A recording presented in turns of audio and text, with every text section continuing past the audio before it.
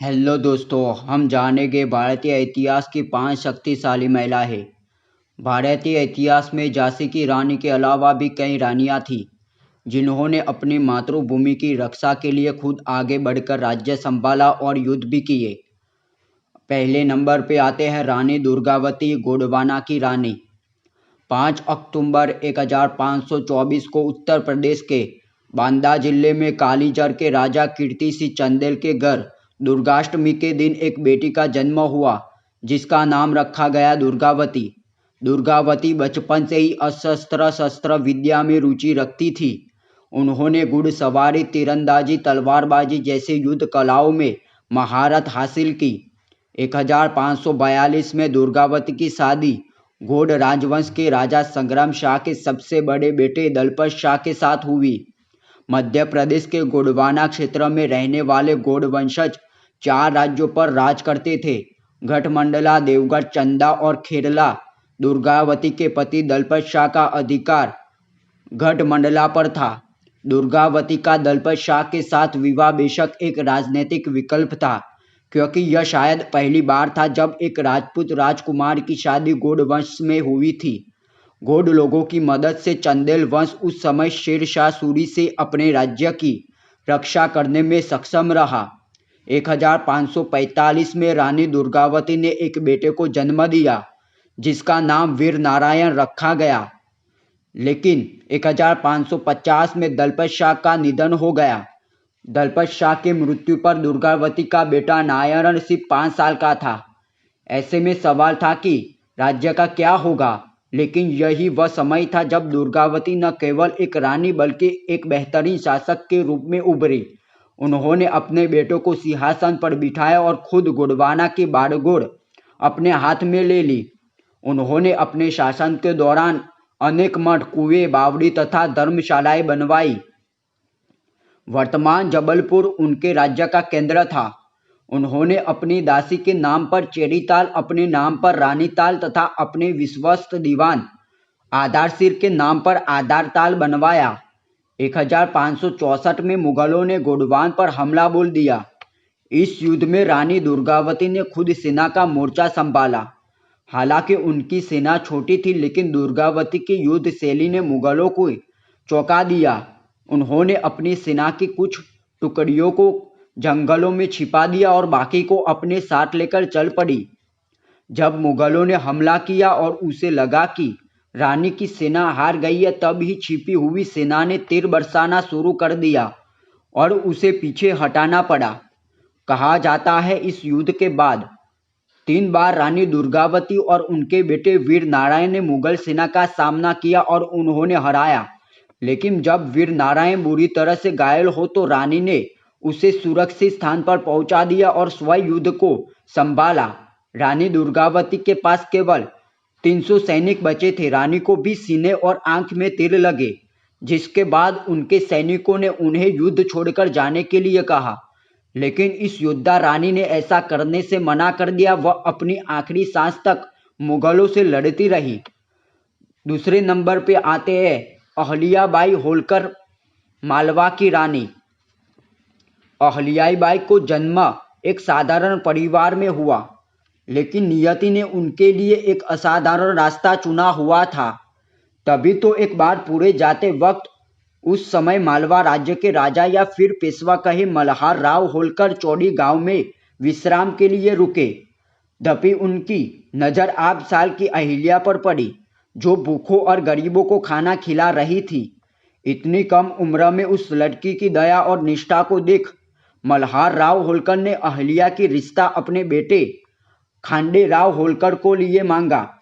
मात्र 8 साल की उम्र में अहिल्या ब्याह कर मालव पहुंच गई, पर संकट के बादल अहिल्याबाई पर तब गिर गई जब साल 1754 में कुंभार के युद्ध के दौरान उनके पति खांडे राव होलकर वीर गति को प्राप्त हुए।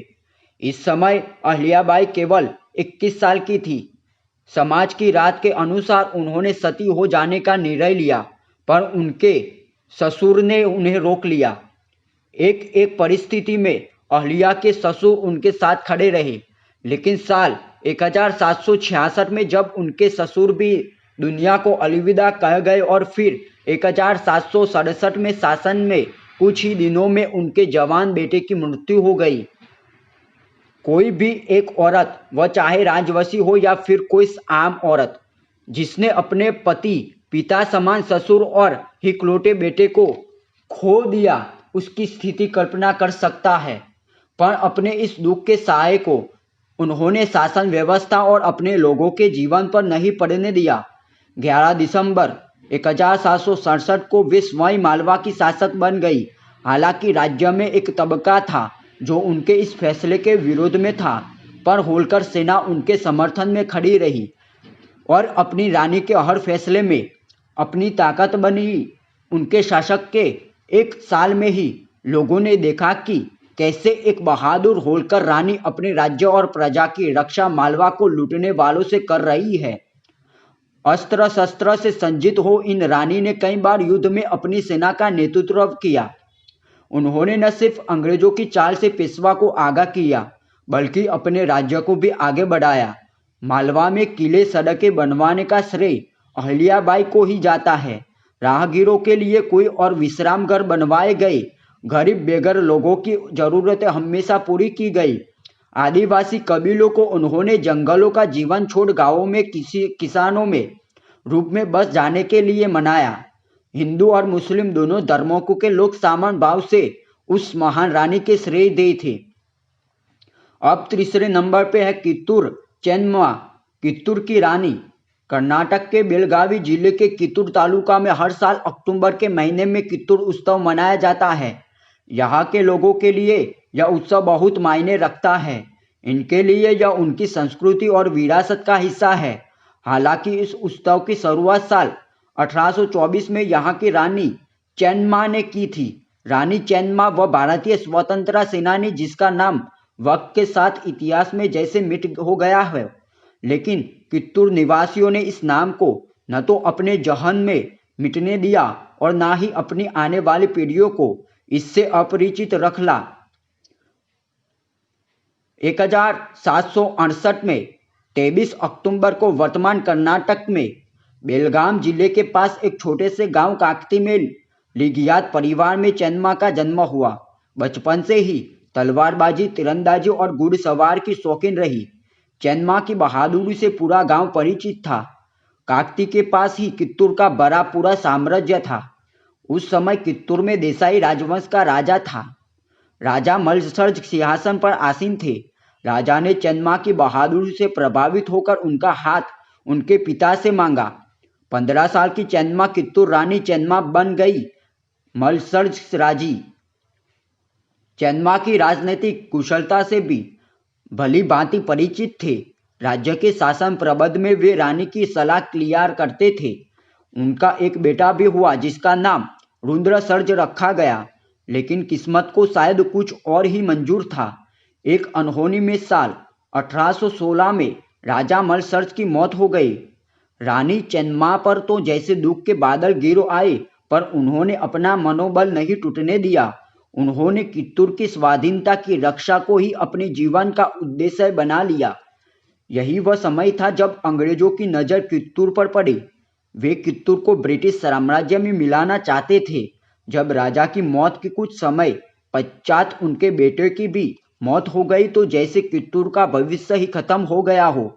ब्रिटिश राज की गतिविधियां तेज हो गई और उन्हें लगने लगा कि अब बिना किसी देरी कित्तूर उन्होंने मिल जाएगा। लेकिन रानी चेन्नम्मा ने अपने दत्तक पुत्र को राजा घोषित कर दिया और ब्रिटिश सरकार से युद्ध करने का फैसला किया। अंग्रेजों को लगा कि आज नहीं तो कल रानी चेन्नम्मा कित्तूर उन्हें दे देगी, लेकिन उन्हें नहीं पता था कि यही राना चेन्नम्मा भारत में उनके पतन की शुरुआत बनेगी। ब्रिटिश सेना ने अक्टूबर 1824 को कित्तूर पर घेर डाला। यह कित्तूर और अंग्रेजों के बीच पहला युद्ध था। अंग्रेजों ने लगभग 20,000 सैनिकों और 400 बंदूकों के साथ हमला किया, पर रानी चेन्नम्मा इस तरह के हमले के लिए बिल्कुल तैयार थी।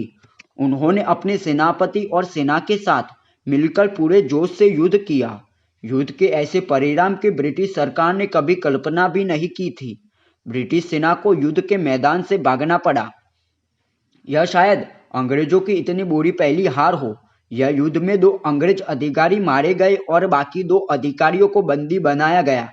इन दोनों अधिकारियों को इस शर्त पर रिहा किया गया कि ब्रिटिश सरकार कित्तूर के खिलाफ युद्ध बंद कर देगी और कित्तूर के शांतिपूर्वक रहने दिए जाएगा।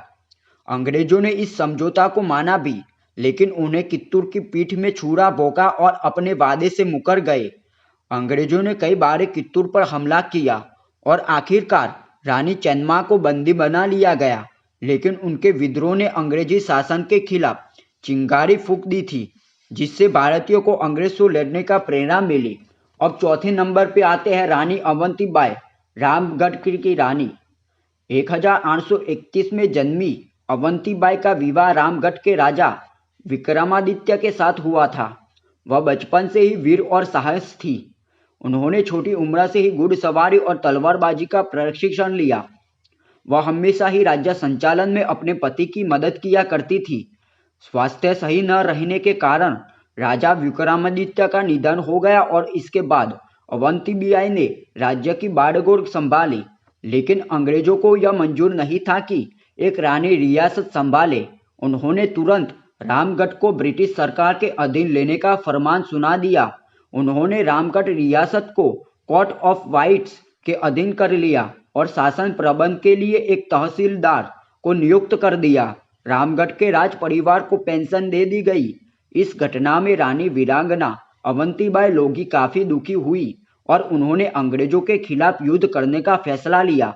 रानी ने अपनी ओर से क्रांति का संदेश देने के लिए अपने आसपास के सभी राजाओं और प्रमुख जमींदारों को चिट्ठी के साथ कांच की चुंडियां भिजवाई।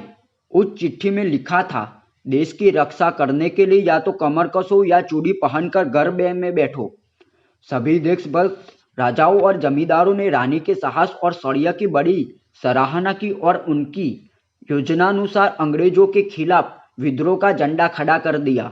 जगह जगह गुप्त सभाएं कर देश में सर्वत्र क्रांति की जलवा फैला दी और साल 1857 की क्रांति का बिगुल बस उठा।